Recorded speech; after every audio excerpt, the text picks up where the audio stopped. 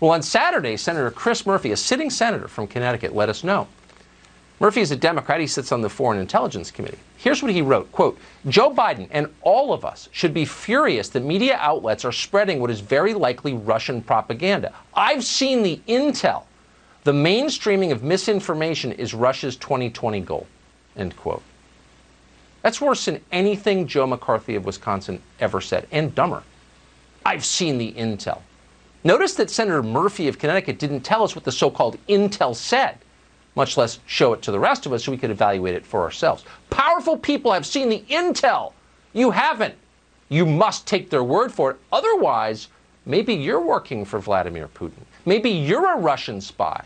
You want to get accused of that? Of treason? I don't think so. So just take it on faith, pal.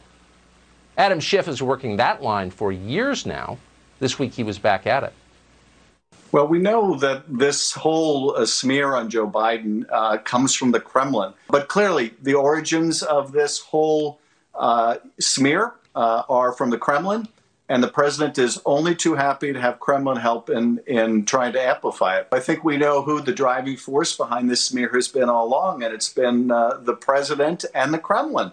He's been the gift that doesn't stop giving for the Kremlin. And this particular smear, though, has also been acknowledged to come from the Kremlin. And there it is in the Oval Office, another wonderful propaganda coup for Vladimir Putin, seeing the President of the United States holding up a newspaper promoting Kremlin propaganda. It's really incredible. It's really incredible, says Adam Schiff. Hard to believe he's still on television. Well, it is incredible. In fact, it's so incredible, it's not even true. This morning, the person who was in charge of gathering intelligence in this country, in charge of all the intel agencies, conceded that, in fact, this hysteria is an utter crock. There is no evidence the Russians are putting stories in the New York Post. That is insane. Let me be clear.